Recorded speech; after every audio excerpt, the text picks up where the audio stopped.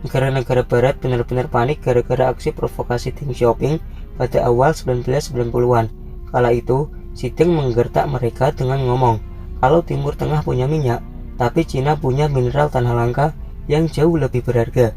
Pada tahun 1994, alasan kenapa aliansi barat, terutama Amerika Serikat, kesulitan ngalahin Cina, bisa jadi kombinasi dari beberapa faktor. Pertama, Cina emang dikenal sebagai negara yang cerdas dan kerja keras. Mereka punya pendekatan yang strategis dalam mengembangkan kekuatan ekonomi dan militer mereka. Selain itu, Cina juga emang paham sekali cara Amerika Serikat dan negara-negara barat lainnya berkuasa. Mereka mengamati dan belajar dari keberhasilan dan kelemahan barat, terutama dalam hal teknologi, inovasi, dan kebijakan ekonomi juga politik tentunya. Cina sudah lakukan itu di tahun 1980. Dimulai era jubahnya Deng Xiaoping, Cina berhasil memanfaatkan keuntungan ini buat merumuskan strategi mereka sendiri. Kalau kita lihat dari sejarah masa lalu, Cina emang pernah mengalami masa-masa sulit, termasuk masa-masa perang, kelaparan parah, dan kekacauan politik. Tapi sejak masa reformasi ekonomi di bawah Deng Xiaoping, Cina berubah mempunyai taring. Mereka fokus pada pembangunan ekonomi dan modernisasi, juga pengetahuan dari panen sarjana lulusan luar negeri hingga modal besar-besaran untuk pembangunan pengetahuan dalam negeri. Bahkan, R&D jauh di atas melampaui Jepang, India, dan Korea Selatan, dan memperlihatkan Cina sangat optimis dalam pembangunan teknologi. Sehingga kombinasi di masa silam berhasil mengangkat diri mereka jadi kekuatan global yang berpengaruh saat ini. Selama beberapa dekade terakhir, Cina berhasil mengguncang dominasi Amerika Serikat dalam beberapa sektor, kayak teknologi, perdagangan, dan investasi. Mereka memainkan peran yang lebih aktif dalam geopolitik, termasuk dengan pembentukan inisiatif-inisiatifnya.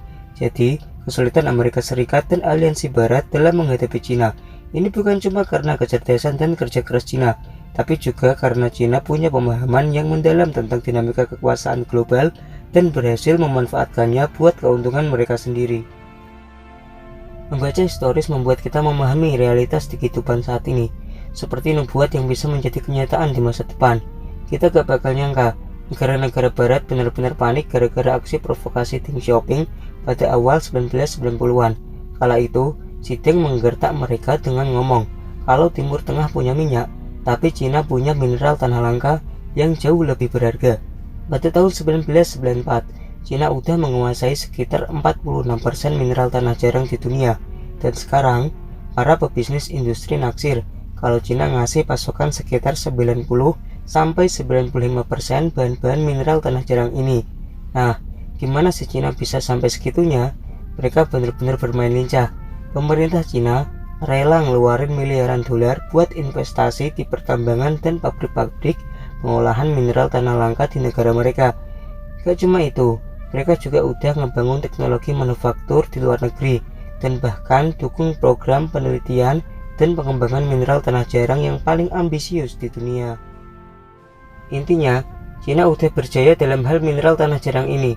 Negara barat pada gemetaran gara-gara mereka lihat Cina bisa ngontrol pasokan sebesar itu.